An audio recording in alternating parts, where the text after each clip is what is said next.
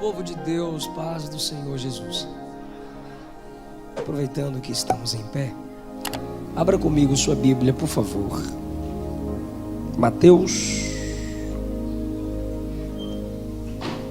Mateus capítulo 6, uma palavra que Deus colocou no meu coração, versículo 27.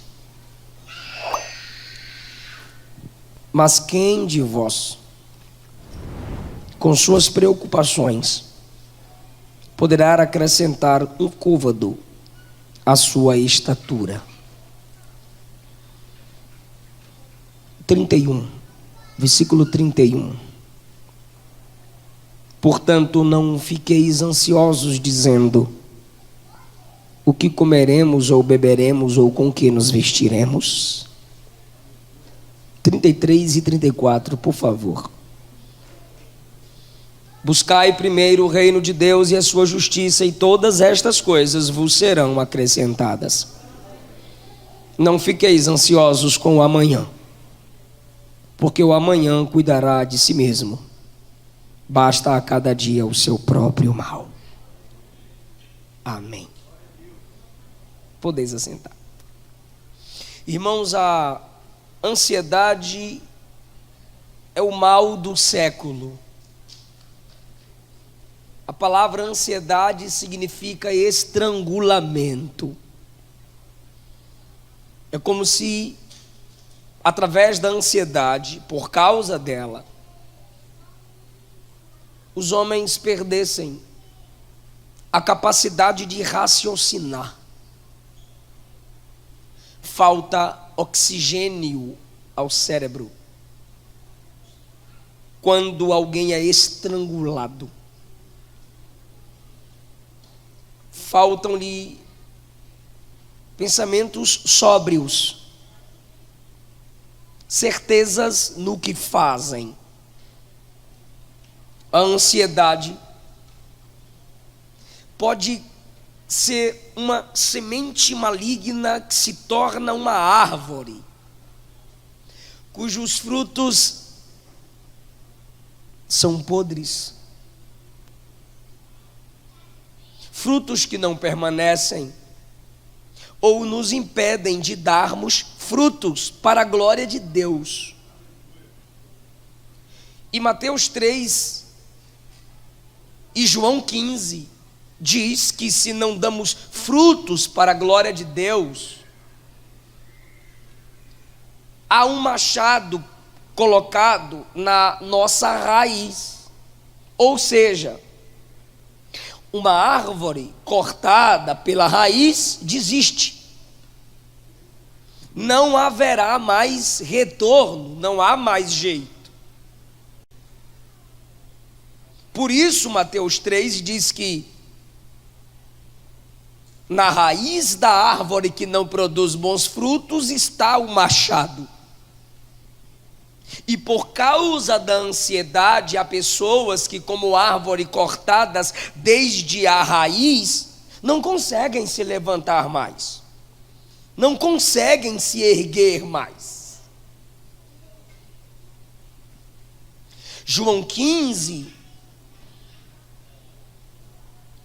quem não dá fruto também é cortado, e o que dá fruto é podado para que dê mais. Então nós precisamos ter cuidado com toda a raiz de amargura. Hebreus diz que brotando torna-nos amargos na vida. E quando medito em Mateus 6, eu vejo que há tipos de ansiedades. Nós, como cristãos, às vezes queremos mascarar nossas ansiedades, que acaba sendo pecado, quando não nos importamos em tratar nossas ansiedades, que de um modo fácil de explicação poderia ser denominado como anseios descontrolados. Quando os anseios são descontrolados, aí nos tornamos ansiosos. Jesus trata sobre isso no capítulo 6. Ele diz no versículo 1: tenham cuidado de não praticar suas boas obras sociais ou esmolas diante dos homens, para serdes vistos por eles. Ele não está dizendo que toda boa obra social, quando você for beneficiar alguém, você não tem que sempre fazer em oculto. Não é sobre isso. Preste atenção no para serdes vistos.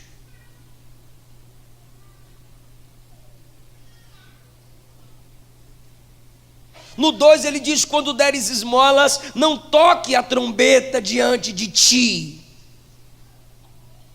como fazem os hipócritas. Onde eles fazem isso? Se são hipócritas, são religiosos. Nas sinagogas e nas ruas, tanto no culto quanto fora dele. Os hipócritas, tudo o que fazem é para aparecer, e às vezes o que fazem no culto é o reflexo do que são na rua, ou o contrário, o que fazem no culto é o reflexo do que são lá fora. Fazem lá como fazem aqui como fazem lá. O que? Destacar-se pelo bem que faz ao outro. Então ele constrói seu palácio de fama sobre os escombros de uma casa caída. É a ansiedade filantrópica. Eu preciso fazer o bem para me destacar pelo bem que faço.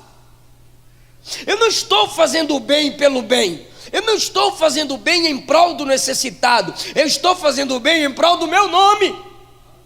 E como eu quero crescer, destacar, ser aplaudido, visto, compartilhado, ganhar likes, eu preciso sempre achar um necessitado, coitado, pobre, miserável, para que eu tenha pena dele. Então eu não mudo a vida das pessoas. É como se eu tenha a possibilidade de dar a rede, mas eu vou sempre dar o peixe, porque dando o peixe eu te mantenho necessitado. Dando a rede, eu já te torno alguém capacitado, que lá na frente pode não mais precisar de mim. E se você não mais precisará de mim, eu não terei como crescer em cima de você. Fui eu quem dei, fui eu quem fiz. Tadinho dele, tadinho dela. Nós acostumamos as pessoas a quererem que outras pessoas sintam pena dela. Isso é ruim. Por isso que eu amo quando Jesus opera milagres, óbvio, mas uma de suas reações ao operar milagre é vai, não é vem, é vai. Para a salvação ele diz vem, mas ao curar alguém ele diz vai. Eu não te beneficiei para te prender a mim, eu te liberto até de mim mesmo. Principalmente na pandemia. Segura a cesta básica aí. Aí a pessoa segura aí.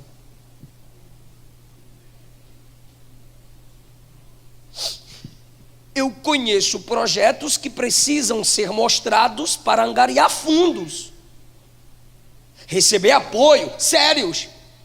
Mas eu também vi muitas e muitas pessoas, como eu já disse e repito, construindo o seu palácio da fama sobre os escombros de alguém caído, quebrado. Jesus chama esse tipo de gente de ansiosa.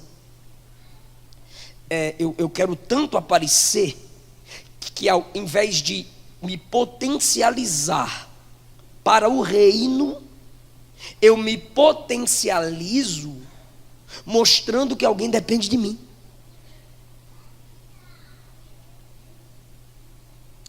Tornando as pessoas sempre dependentes de nós. E quando eu acumulo pessoas dependentes demais, em excesso, haverá um momento que não caberá à mesa. Vai ter que comer migalha debaixo dela. quando se sentirão cachorrinhos. E eu, dono. Na ansiedade de crescer, destacar-se a gente por esse caminho, o que não muda a vida das pessoas, dando apenas paliativos. Isso não é evangelho. O evangelho é transformador. Alguém está entendendo isso? Se você quer ser bênção para a vida de alguém, é para gerar transformação, não dependência, para que seu nome seja honrado acima de alguém que está caído. Porque na maioria das vezes nós nos esquecemos que até os caídos é uma oportunidade divina, só para mostrar que eu fui levantado por Deus por misericórdia para levantar a vida de alguém, só para isso. Eu não preciso me levantar em cima de alguém. A ansiedade filantrópica é isso. Eu faço o bem, mas eu quero me destacar como o único que faz o bem, e ninguém faz o bem como eu. Não toques a trombeta diante de ti como fazem os hipócritas. Quando deres, não deixa a mão esquerda saber o que fez a direita. Ou seja, eu dei, mas com essa eu dei, com essa eu tomo. Enquanto a Bíblia diz que os dons de Deus são irrevogáveis, nós dizemos que somos imitadores de Deus e o que damos a qualquer momento queremos tomar. Por quê? Porque a gente se sente dono de quem a gente ajuda. Mas há um outro lado. Tem gente que gosta desse tipo de situação. O quê? Receber esmolas e ser palco para os hipócritas. Tem gente que aceita e se submete a ser palco para hipócritas, ao invés de Deus brilhar. Ele permite que homens brilhem acima dele. E você para com isso quando? Quando você deixa de desejar que as pessoas sintam pena de você, e você começa a se preparar para que as pessoas credibilizem você.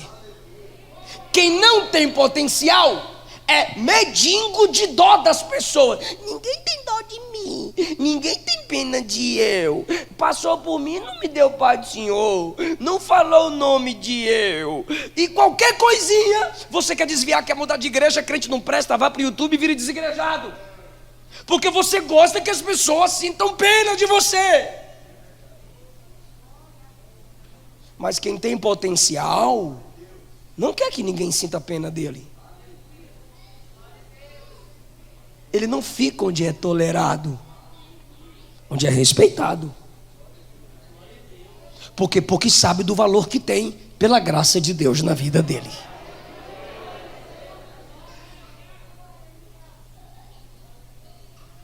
Para que a tua esmola seja feita em secreto. Jesus está falando de intenção, preste atenção. Não é que você sempre que for fazer o bem a alguém, não quer dizer que essa pessoa, ou esse ato a essa pessoa, deve ser em oculto, sempre.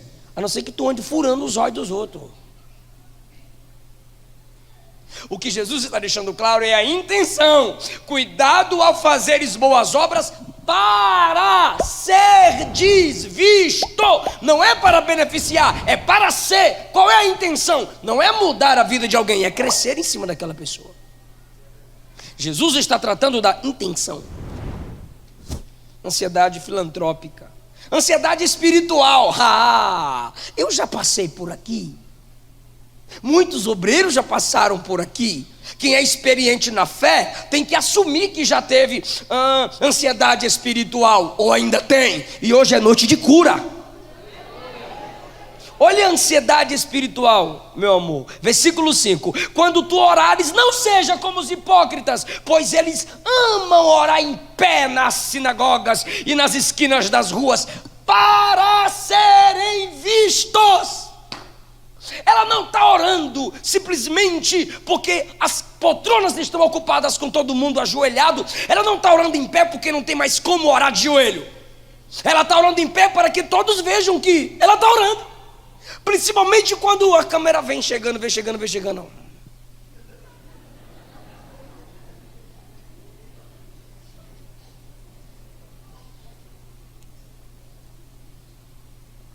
Para serem vistos pelos homens.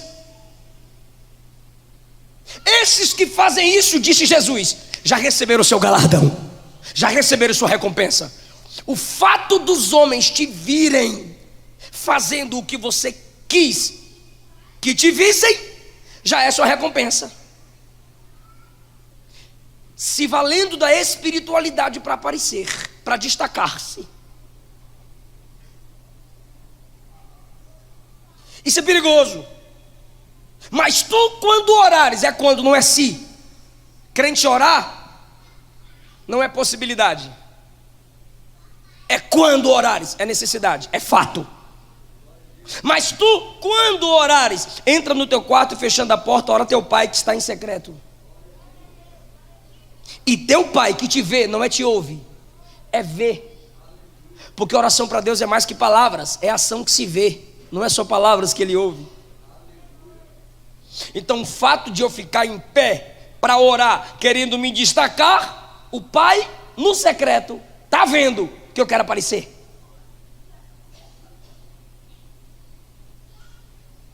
O pai que está em secreto, que te vê em secreto, olha que coisa linda, te recompensará publicamente. Ou seja, a maioria das devoções públicas são resultado de uma vida com Deus no secreto. Púlpito é vitrine, aqui é para ser visto mesmo. Eu uso pedestal, mas o púlpito aqui é pequeno, então dá para me ver. Aí eu vou pôr o pedestal, não vai me ver direito. Então o púlpito fica legal para vocês me enxergarem. Não, pastor, a glória é para Jesus.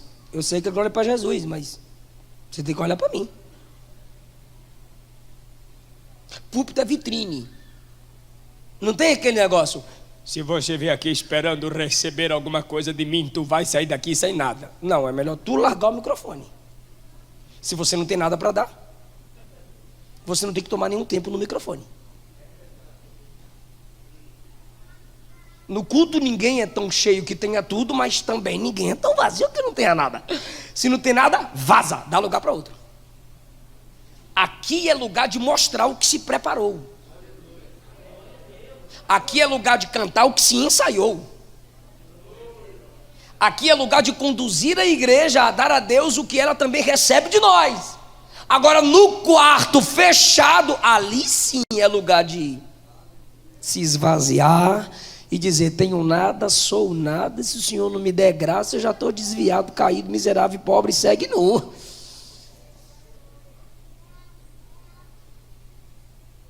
Mas tem gente que lá no secreto fala assim com Deus, ó. Põe o fundo dos Gideões. Querido Deus, aqui está teu vaso, o teu príncipe, a tua princesa. Olha Deus. Aí chega aqui. O irmão gostaria de ter uma oportunidade. Não, eu sou o menor do menor do menor. Tá, mas o irmão poderia trabalhar com a gente. Não, eu não sou digno. Não, aqui a glória é para Jesus. Eu não quero aparecer. Eu sou crente de banco. Desculpa, de crente preguiçoso. Ao invés de dizer que tu é preguiçoso, tu quer dizer que a glória é para Jesus. Não, não. É, tu não tem nada para dar ou tu é preguiçoso. Porque se você se definir crente de banco, vai para a praça pública. Lá está cheia de banco para tu. Agora na igreja, todos somos servos uns dos outros. Pastor cuida de ovelha, quem gera ovelha é ovelha. Então é a gente que trabalha para edificarmos uns aos outros. Quem está entendendo essa palavra? Aqui foi te confiado um ministério, trabalhe, brilhe, deixa olhar. Agora, oração é no secreto. As mazelas é no secreto. A podridão é exposta no secreto. Por isso que o centro da mensagem é Cristo, porque perfeito é só Ele. E o que é ansiedade espiritual? É mostrar que é melhor que os outros, que é mais espiritual que os outros. Faz para mostrar. Exemplo, eu estou pregando para mostrar que conheço o texto ou para te conduzir a conhecer a palavra? É a intenção. O cantor, quando canta, está cantando para mostrar sua habilidade vocal ou para conduzir a igreja em adoração? É a intenção. Moisés teve ansiedade espiritual. Êxodo 33 e 34, a glória de Deus brilha na face dele, e ele nem via, ele desceu com a glória de Deus brilhando na cara dele. Aí o povo: olha, Moisés, a glória de Deus está brilhando na sua face, Moisés. Aí ele põe o véu, e o brilho ficava mais opaco. Aí dava para as pessoas olharem para ele, mas Paulo diz: Moisés não foi ousado, porque o brilho da glória já tinha apagado, e ele continuou com o véu. Se a glória apagou, para que Moisés continuou com o véu? Para que as pessoas pensem ainda que a glória estava lá. Não tem glória, mas tem véu. E as pessoas dizem: se tem véu, tem glória. A ansiedade espiritual é pensarem que eu estou em pé quando eu já caí. Pensarem que eu tenho conteúdo quando eu só tenho subterfúgios. Pensarem que eu sou cheio de Deus, mas na realidade eu sou vazio e cheio de mim mesmo. Ansiedade espiritual é fazer de tudo, puxar tapete do outro para que meu crescimento espiritual seja evidenciado.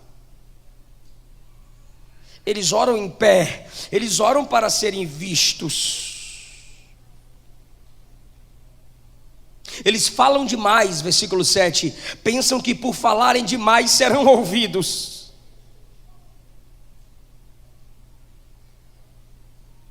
Ansiedade espiritual. Ansiedade material. Irmão, ansiedade material. Eu já vi gente que o dinheiro na conta é para quê? Para tirar o extrato e mostrar que tem dinheiro na conta. Ansiedade material. Eu lutei para chegar aqui. Eu levanto cedo para trabalhar. Eu vendo, eu compro, eu troco. Então as pessoas têm que me reconhecerem como alguém que tem. E Jesus disse assim: a vida não consiste naquilo que o homem tem. Ter nos torna avarentos. Na ansiedade de mostrar que tem, não é ter, é mostrar que tem. Por isso que tem pobre que parece rico e tem rico que parece pobre.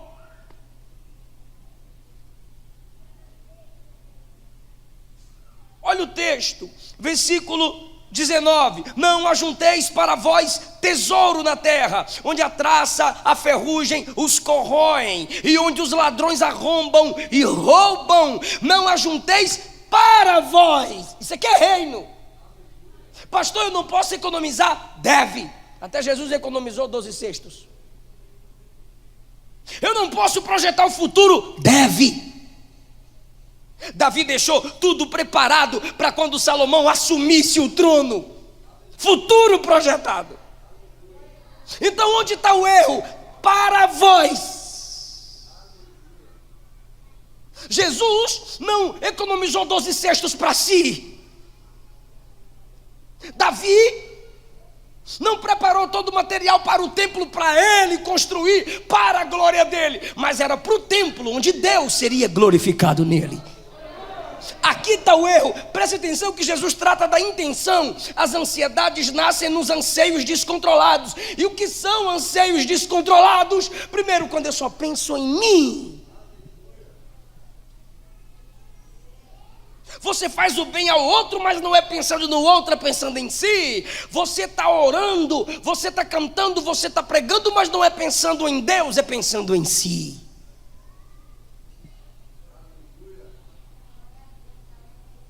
E o materialismo não é para o benefício do outro. Por que você quer fazer medicina? Ah, porque o Brasil paga bem. você quer fazer direito? Ah, porque as brechas na lei garantem que a gente vai ganhar dinheiro.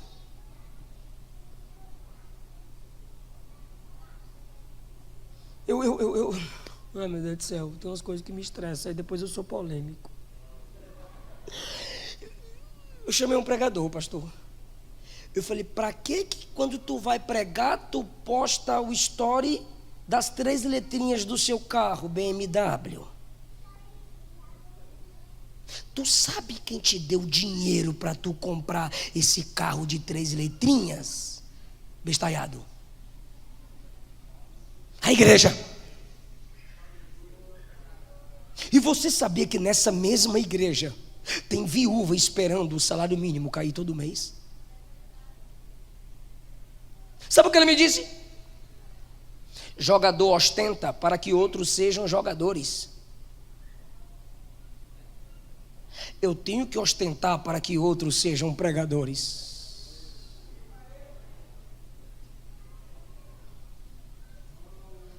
Eu disse, Jesus ostentou assim, ó, aprendei de mim que sou manso e humilde de coração. Paulo ostentou assim, como eu sofro, sofreis vós também, pois quem sofre com Jesus um dia reinará com Jesus. Ansiedade material. Sabe qual foi a outra resposta dele depois da minha? É por isso que você é cercado de crente pobre.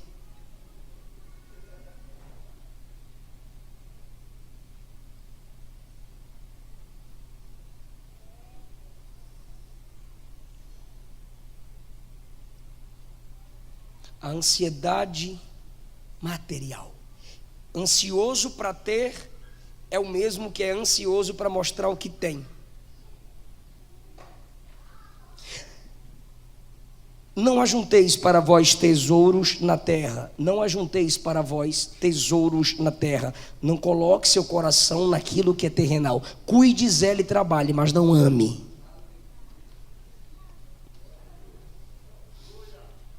Pois o texto diz, onde estiver o seu tesouro, ali estará seu coração. Então você pode ter tesouros, mas não ali deve estar seu coração. Não ame coisas, porque quem ama coisas usa pessoas. Mas quem ama as pessoas, usa as coisas para o benefício das pessoas e para a glória de Deus. Versículo 21. Voltando para o 20. Ajuntai para vós tesouros no céu. Ou seja, abre uma conta segura. O que é juntar tesouros no céu? É fazer na terra aquilo que te gerará galardão no céu. Como assim, pastor?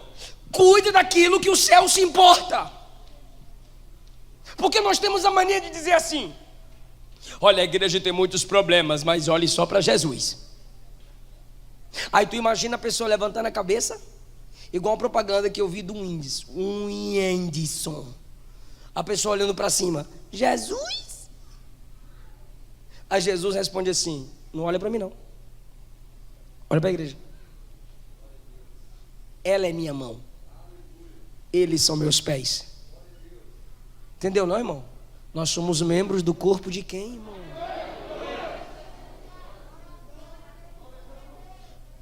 Nós juntamos tesouro no céu quando investimos na terra naquilo que gerará para nós recompensa no céu. Eu te faço uma pergunta para você refletir sobre o que é tesouro no céu. Se dependesse de você nesse ano que você está... Já é o projetando, pastor? Que você está projetando, teríamos mais ou menos missionários na obra. Porque nós projetamos o combo Netflix. Tem mais Now. Tem mais Claro TV, Sky. Entretenimento, divertimento, pecado não é o uso que a Bíblia é contra, é o abuso. O dilúvio veio quando os homens faziam coisas normais. Vou fazer uma pergunta, pelo amor de Deus, não me envergonhe não. Comer é pecado? Beber é pecado? Casar é pecado? E dar a filha em casamento é pecado? Pois é isso que o texto diz lá em Mateus 25. Comiam, bebiam, casavam e davam-se em casamento, até que veio o dilúvio. Não viram, foram pegos de surpresa e pereceram. Por quê? Porque só queriam comer, beber, casar-se, mas não queriam Deus. Não levantavam o altar, não construíam arca, não valorizavam a pregação de Noé, tesouro na terra. Tesouro no céu é você se importar com aquilo que o céu se importa. Eu vou repetir porque dá para dar uma glória maior mesmo com máscara. Tesouro no céu é se importar na terra com aquilo que o céu se importa. É você saber a diferença entre aquilo que tem preço e o que tem valor. É você dizer, como disse Pedro: prata não tenho, ouro não tenho, mas o nome de Jesus eu tenho.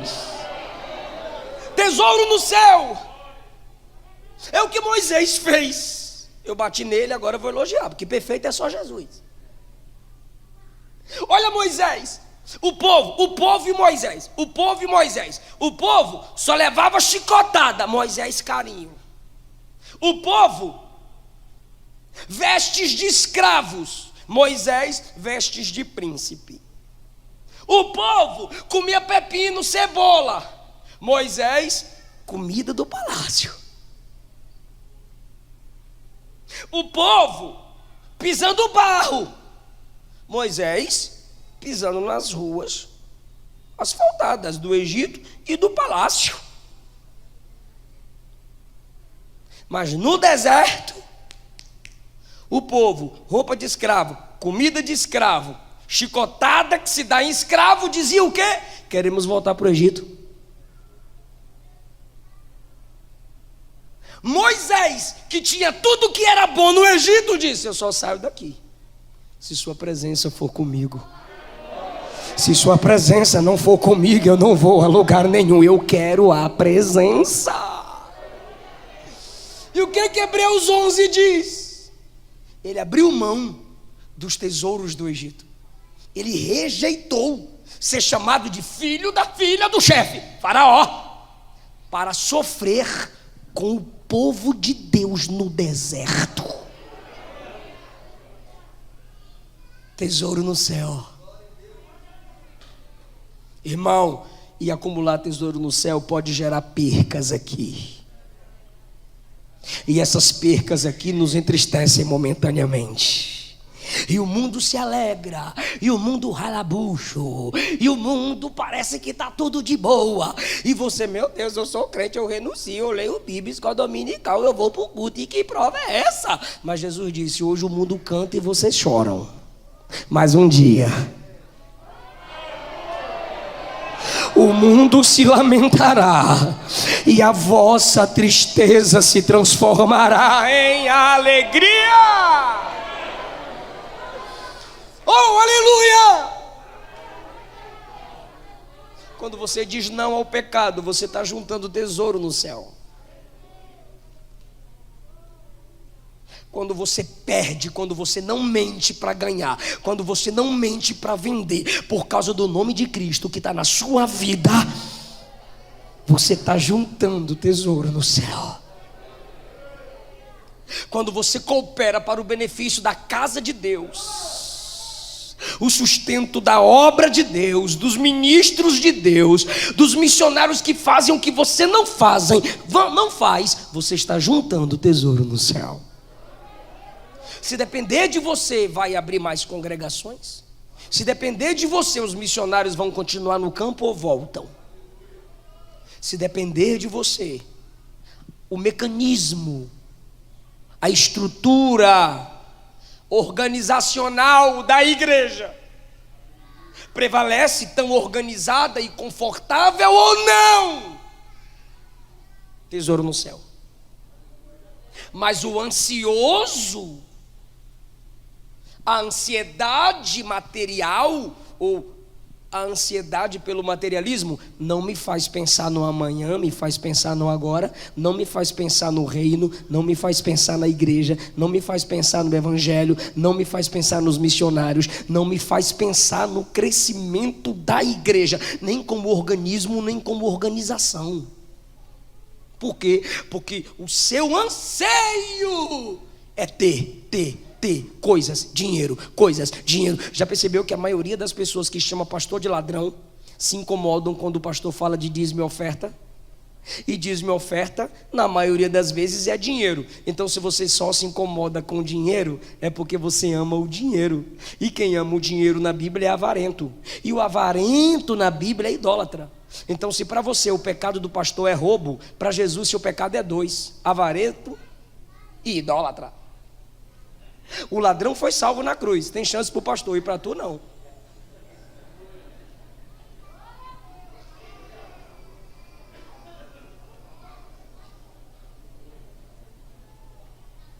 Irmão, abra mão de coisas, se for possível, para preservar a sua paz familiar. Abra mão de coisas, mas preserve a comunhão na igreja. Abra mão de coisas, mas não perca a comunhão com Deus. Eu tinha 12 anos de idade, meu pai estava me levando de bicicleta para pregar. Meu pai já estava afastado, já voltou para Jesus, mas ele estava afastado.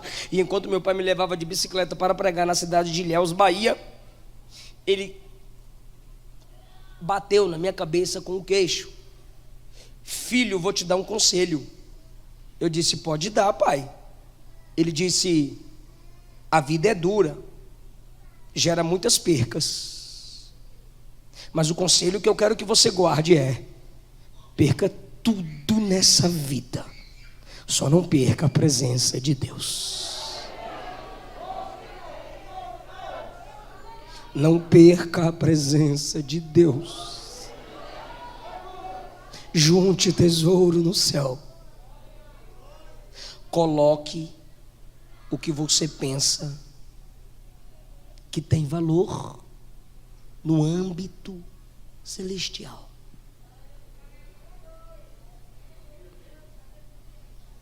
Se o mundo acumula tesouro na terra cantando, nós acumulamos tesouro no céu adorando. Se o mundo acumula tesouro na terra zombando do país, porque para o petismo, comunismo, esquerdismo, hoje você ganha dinheiro em falar mal do seu país lá fora.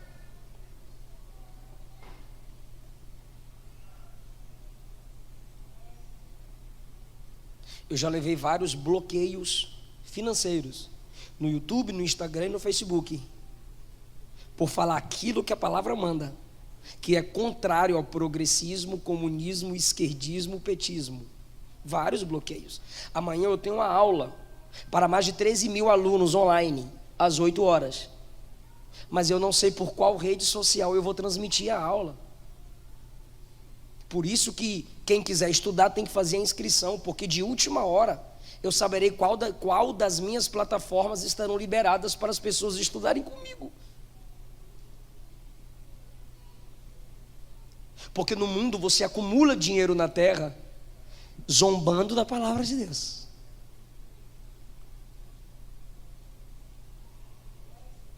Coaches, piadistas gospel, palhaços do evangelho não levam bloqueios.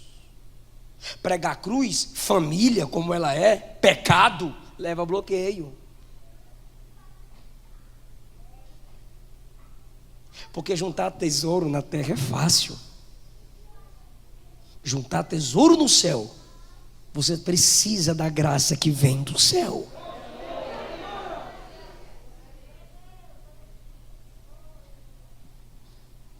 Quando Jesus continua falando da ansiedade material, ele diz no 24: ninguém pode servir a dois senhores. O materialismo é um senhor, é um Deus.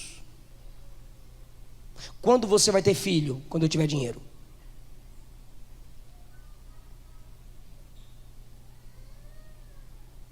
Quando você projeta fazer uma viagem com a sua esposa? Quando eu tiver dinheiro. Um jantar fora, uma saída, um local diferente. Preciso de dinheiro. Tudo é dinheiro. Você nem diz assim: quando Deus permitir, quando Deus abrir a porta, quando Deus me der graça. Não, a gente coloca o dinheiro na frente. Quando você vai casar? Quando eu tiver dinheiro.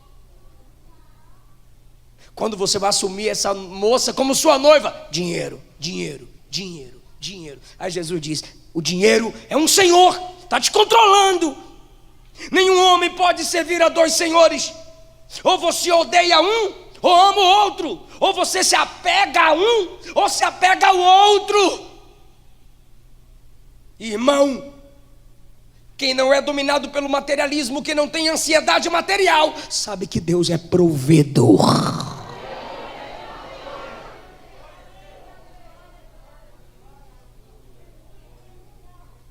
Não podeis servir a Deus e a Mamon. Por amor ao dinheiro, Geazi mentiu para Eliseu. Resultado, ficou leproso.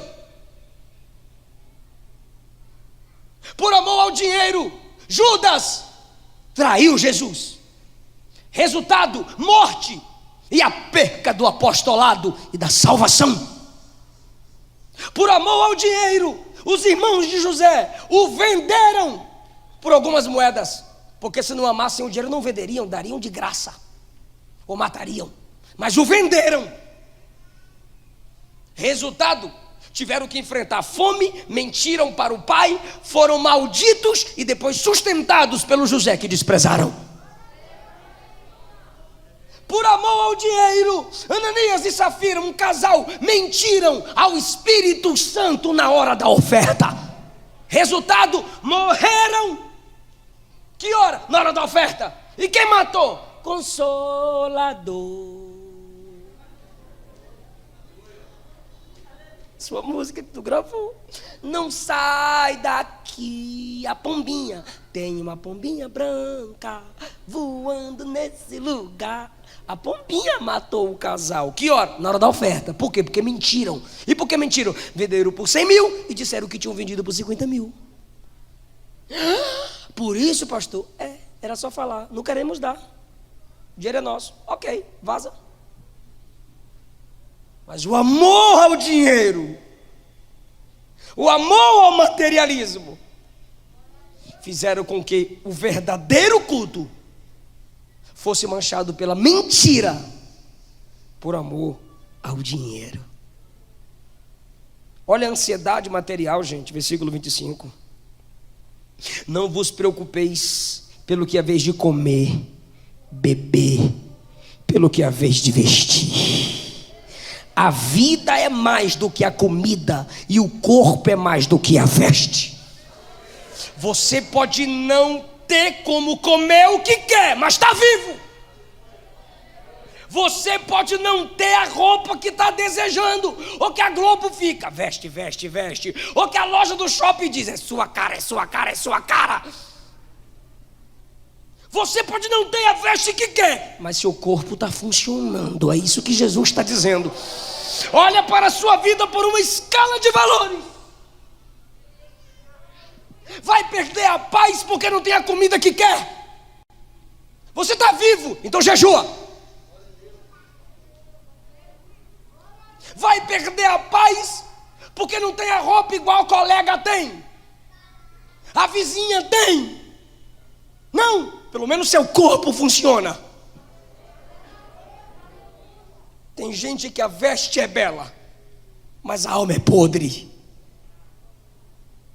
Jesus continua falando de comparação. Primeiro, ele compara corpo com a roupa, vida com a comida. 26, ele manda você se comparar com as aves. Então aqui a gente já está vencendo a ansiedade. Ansiedade filantrópica, ansiedade espiritual, ansiedade material. Como vencer? Comparando. Quer ver? Perceba que o maior índice e nível de morte, suicídio, depressão, suicídio e depressão, não é na África, nos países pobres, é na Europa, países ricos. Porque na escala de valor, a pessoa diz: eu não tenho o que comer, mas ainda estou vivo. Isso me faz sorrir, e eles fazem aquela dancinha. Eu não tenho uma roupa que as artistas têm, mas eu tenho com o que me cobrir. É uma escala de valores e de comparação, gente. Eu não estou dizendo que você não deve ter uma roupa legal. Pelo amor de Deus, em nome de Jesus, por favor, por gentileza, gente. Não sai daqui caluniando as pessoas, não. A ansiedade se vence quando você compara as escalas de valores. Se não dá para ter tudo o que quer, pensa naquilo que você já tem. Ao invés de ficar lamentando pelo que perdeu, agradeça por aquilo que sobrou. Tua serva não tem nada. Levaram meu filho, meu marido se foi. Tua serva não tem nada. Eliseu disse: o que você tem em casa? Sempre tem alguma coisa. Olha só, 26. Olhai para as aves do céu, pois elas não semeiam, não colhem, nem ajuntam em celeiro, mas o Pai Celestial as alimenta. Olha a comparação. Não tendes vós muito mais valor do que elas? Jesus está dizendo: se o Pai se importa com pássaros, por que você acha que Ele não se importa com você?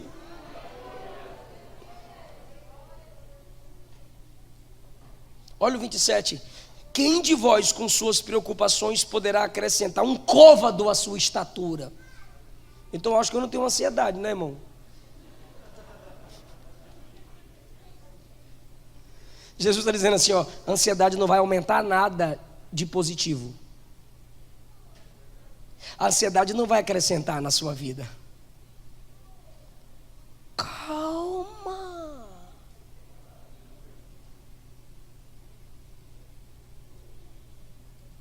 A ansiedade encurta.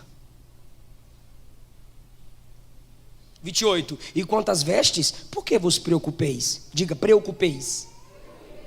Preocupação é uma ocupação antecipada. Aquilo com o qual eu deveria me importar amanhã, depois da manhã, eu estou me importando hoje.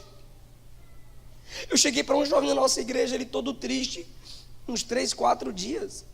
Falei: cara, estou percebendo que tu tá meio estranho, qual é o seu problema? Não, eu estou meio triste esses dias. Por quê, meu filho? Eu estou pensando muito numa coisa, pastor. Falei: em quê? Vou ficar velho. O menino virou vegano. É o vinho. Virou vegano porque não quer ficar velho. Tu tá com 25 anos com medo daquilo que vai chegar.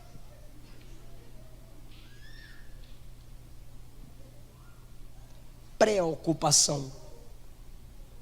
Presta atenção que a gente... Olha a escala, irmão. Ansiedade filantrópica, ou seja, fazer para aparecer. Eu tenho que fazer, senão ninguém me vê, que não é visto, não é lembrado. Ansiedade espiritual. Se eu não pregar, se eu não cantar, se eu não subir, se eu não pegar no microfone, se eu não me destacar acima dos outros, ninguém me reconhece como homem ou como mulher de Deus. Ansiedade material. Eu quero ter. Sacrifica a família, sacrifica a saúde. Eu quero ter. É um saco furado. E Jesus está oferecendo a cura. Compare. Compare quem tem com quem não tem. Compare as prioridades. Compare o pássaro que ele cuida com aqueles que estão na presença dele, pensando que ele não cuida. 28. Não se preocupe. É você se ocupar na mente. Porque tem gente que está no culto assando churrasco. Calma, tu vai chegar lá. Sai da carne um pouquinho. Tem gente que está no culto estudando para a prova. Ocupação antecipada. Olhar para os lírios do campo. Primeiro ele manda olhar para cima, agora ele manda olhar para baixo. Olhar para os lírios do campo, olhar para o pássaro para cima. Olha para o lírio do campo para baixo, como eles crescem. Os pássaros são alimentados e os lírios são crescidos, aumentados. Eles crescem sem ansiedade, simplesmente sendo quem foram chamados para ser. Não trabalham, nem fiam, não se esforçam como os homens se esforçam para ser o que não foram chamados para ser. Nem mesmo Salomão, em toda a sua glória, se vestiu como o lírio.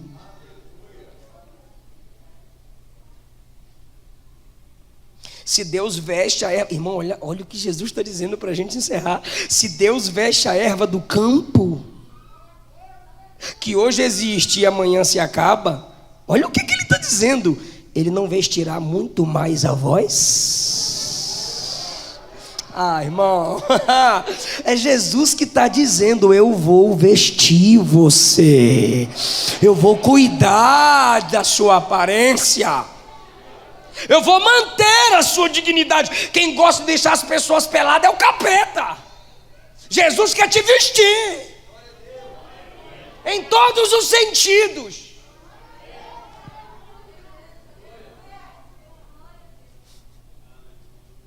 Não vestirá a vós? Ó gente de pequena fé.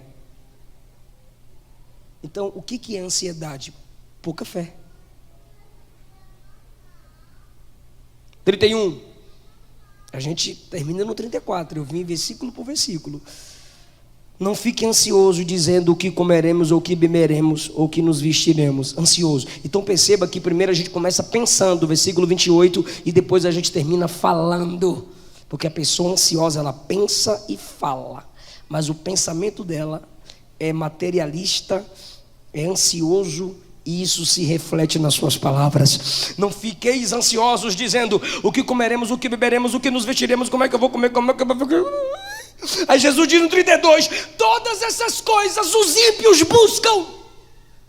Quem é gentil aqui? Porque no tempo de Jesus tinha judeu e gentil. Quem é o judeu? O povo da promessa. Até Jesus é judeu. E quem é o gentil? Aquele que não faz parte da promessa, aquele que no tempo de Jesus não era judeu. Só tinha duas classes. Depois da morte de Cristo muda. Todo mundo é um em Cristo. Antes da morte de Cristo, judeu, gentil. Não é judeu, é gentil. Então o gentil era aquele que não tinha as mesmas promessas que os judeus. Aí Jesus diz assim: quem fica ansioso com essas coisas é gente que não tem promessa, é gente que não tem aliança com Deus, é gente que não é salvo pela graça. Alguém está entendendo essa palavra? Irmão, eu mostrei os tipos de ansiedade. Agora Jesus está mostrando o que é ansiedade. Primeiro, pequena fé. Segundo, imitação do ímpio. Você está se rebaixando. Quem não é ansioso fala como Abraão: Deus proverá. E enquanto diz Deus proverá, está caminhando, indo até o local da providência. Quem não é ansioso diz como Davi: tu vens a mim com lança, espada e escudo, eu irei a ti em nome do Senhor dos exércitos. Abacuque no capítulo 1 ele ora assim, ó: até quando clamarei violência e o Senhor não vai fazer nada? Até quando a lei do meu país vai ser frouxa? Até quando Israel vai ficar pecando? Até quando? Até quando? Até quando? Até quando? Até quando? E Deus não fala nada. Irmão, ele fez um monte de perguntas. Lembra? Ó, não fiqueis ansiosos dizendo. O ansioso fala, ele só faz pergunta porque ele estava ansioso. Até quando? Até quando? Até quando? Até quando? Até quando? E Deus não fala nada. Aí no capítulo 2, versículo 1, ele diz assim: já sei, vou me calar,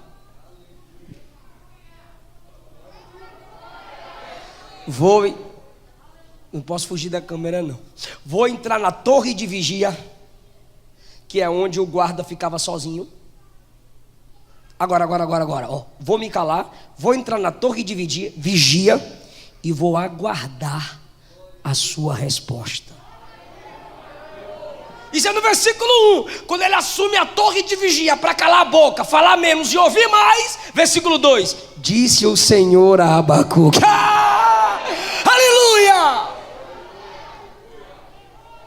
Glória a Deus! Fale menos e eu falarei mais. ore mais e eu também vou trabalhar mais. Mas tu parece que não confia, parece que só é crente nos hinos. Eu creio em ti. Aí no outro dia tá descabelado. Ai, meu Deus do céu, o que vai acontecer? Meu Deus, eu vou pro Facebook se sentindo triste. Ai, meu Deus. Não, pelo amor de Deus. Confia ou não confia? Não se assemelhe aos ímpios. Eles não têm pai, você tem pai. Eles não têm Deus, você tem Deus. Eles são de baixo, você é de cima. Eu estou sentindo a presença de Jesus aqui. Você não é ímpio, você é justo. Então, como é que vence a ansiedade? Compare. Por que eu estou apressado para chegar e aquela pessoa demorou tanto para chegar? Compare. Se compare com os pássaros, se compare com os lírios. Sempre se compare com quem é menor do que você. Jesus manda a gente nos comparar com as crianças. Olha para a criança dependente. Se você for como ela, você entra no meu reino. Criança depende. Criança não guarda a mágoa por muito tempo. Você deu um tapa, chorou. Depois você diz, beija papai.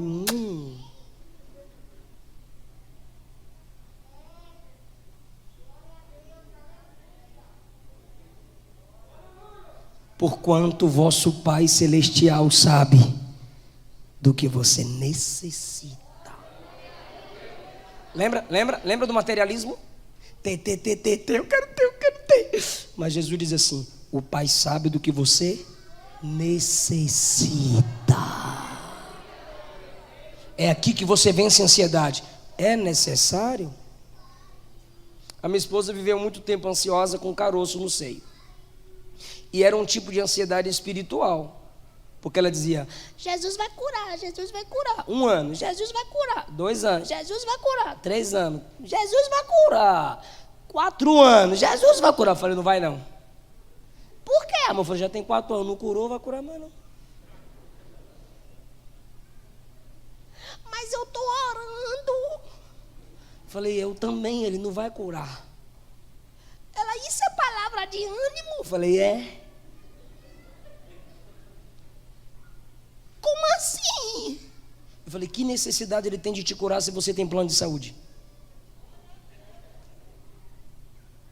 Segundo, que necessidade ele tem de te curar que mesmo se você não tivesse plano de saúde, eu teria condições de pagar? Seu marido tem 4 livros best-seller. Eu estudei para isso.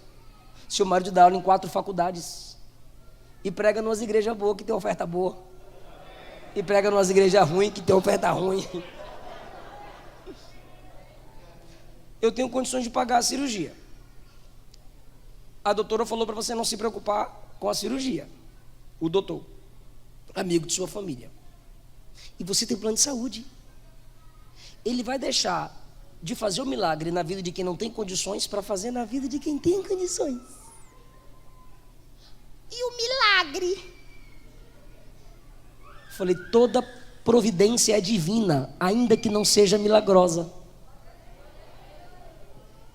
A irmã tomou posse, tirou o caroço, está aí de boa. Uma cicatriz bem pequenininha. Só passar a cicatriz cure. Meu Deus, gente. O Pai sabe do que vocês necessitam. João capítulo 4. Jesus passou por Samaria porque era necessário.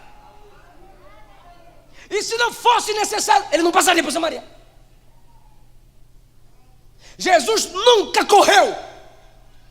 Até em cima das águas ele andou.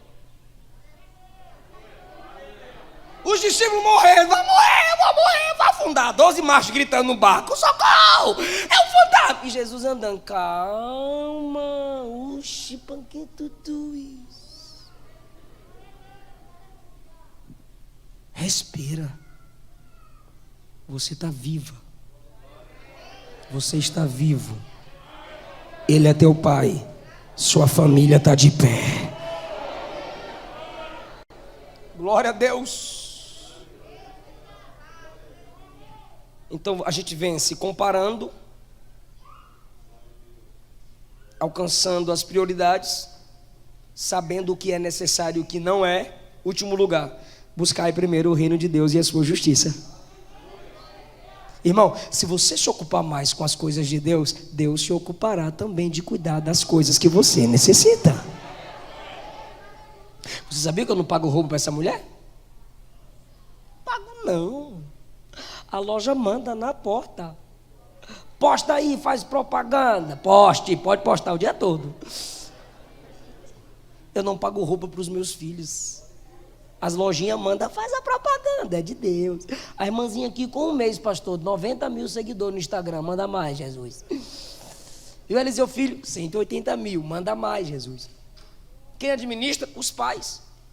E para que esse tanto de seguidor? Tudo curioso. Porque foram milagres na vida delas, as pessoas querem saber. E aí, nós não fizemos, as pessoas fizeram o Instagram. Eu falei, opa, o FII é meu, manda a senha para cá.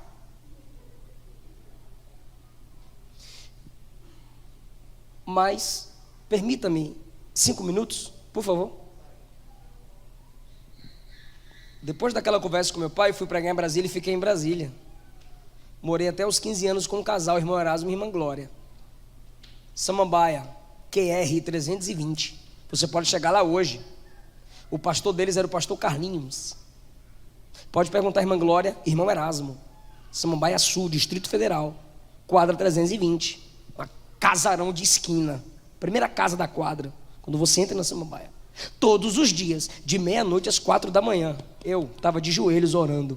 Irmã Glória subia para orar comigo. Depois chegaram as parentes da irmã Glória e irmão Erasmo para morar com eles. Eu tive que sair. Não gostei de ficar na casa da minha tia. Não era crente, então aquela piriguetagem, né, de casa. Eu falei, não, eu sou crente, não quero ficar aqui não, cachaça. Procurei um pastor, ele falou assim, mora aqui no quartinho em cima da igreja. QNP 15, P Sul, Distrito Federal. Perdão, P Norte, QNP 15. Pastor Gesiel Lima. Eu orava de meia-noite às 4. Lendo Bíblia e orando, lendo Bíblia e orando, lendo Bíblia e orando, lendo Bíblia e orando, lendo Bíblia e orando. Em tudo Deus cuidou de mim. Em tudo Deus cuidou de mim. Com 15 anos eu fiz a minha primeira faculdade teológica. Mas como pastor com 15 anos?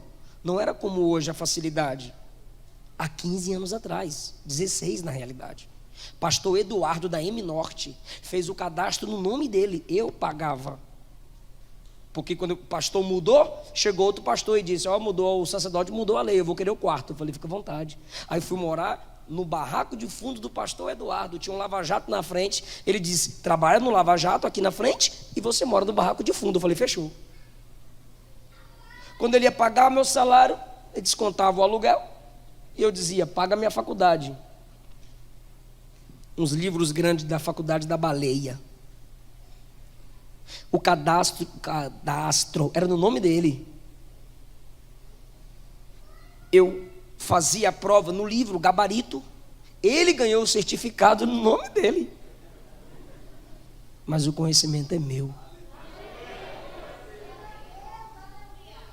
Casei virgem com a moça virgem do meu tamanho, graças a Deus, para não ficar aquele negócio feio. Sustento minha família. Não pago o aluguel de casa.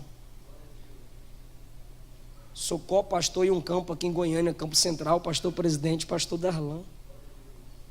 Escritor de 11 livros, hoje 6 best-sellers. Editoras tentam fechar contrato comigo, eu não preciso, eu não dou conta de atender às demandas dos pedidos dos irmãos para lerem meus livros. Minha vida deu um up de 70%, eu era 30%, hoje eu sou 100%. Todos os meus sonhos ministeriais se realizaram depois que eu casei com a Luana. Deus me conduziu, mas eu fui acumulando tesouro lá atrás, no céu. Não é para me gloriar, é porque tem muitos jovens e adolescentes aqui. Vale a pena. A solidão com saudade da família doeu. Resistir o jugo da mocidade doeu.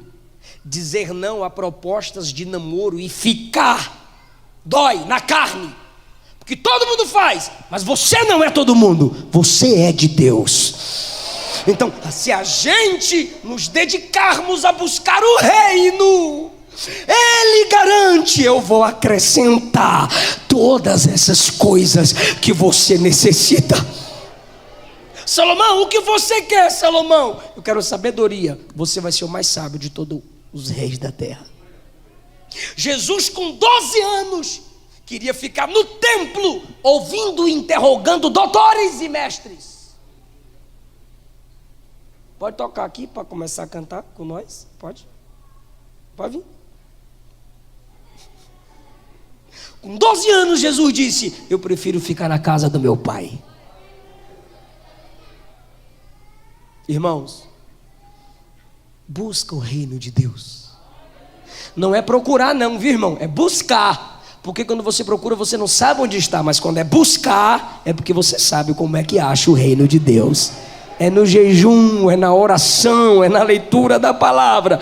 E Ele está prometendo: eu vou acrescentar.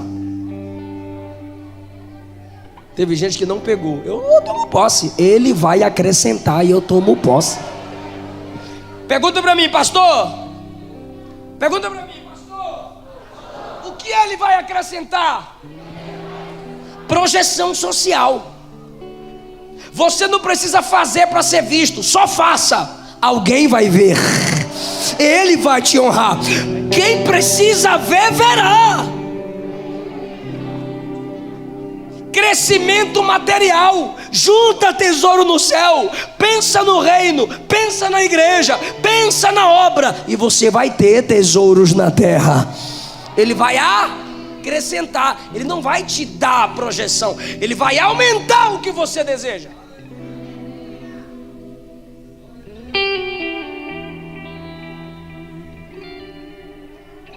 E projeção espiritual. Sua igreja vai ver Deus na sua vida. Sua rua vai ver Deus na sua vida. Só não fica ansioso. Só busca o reino que Ele acrescenta. Está me entendendo, irmão? Então, repetir é aplicar. Repitam após mim: buscar o reino gera acréscimo. Ele vai acrescentar minha projeção social. Faça com o dedo 2. Ele vai acrescentar minha projeção espiritual. Diga: Ele vai acrescentar minha projeção material. Busca meu reino, eu vou acrescentar estas coisas. Quais coisas? Tudo que Ele veio falando que você está precisando. Jesus disse: busca meu reino que eu acrescento. E Paulo disse: Ele faz infinitamente mais, aleluia, do que tudo que pedimos ou pensamos. Pastor, mas para ser doutrina tem que ter 3 referências. Já dei Mateus 6,33. Já dei a de Paulo. Vem a terceira: boa medida, recalcada, sacudida e transbordante. Busque o reino. Sara seu povo, Jesus.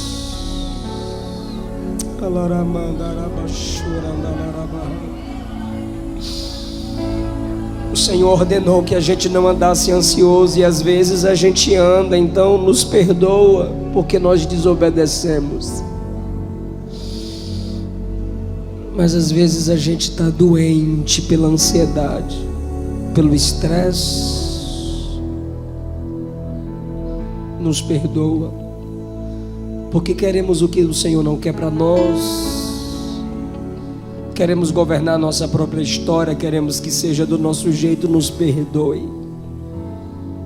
Pai nosso que está no céu, santificado seja o teu nome. Essa é a oração no capítulo da ansiedade.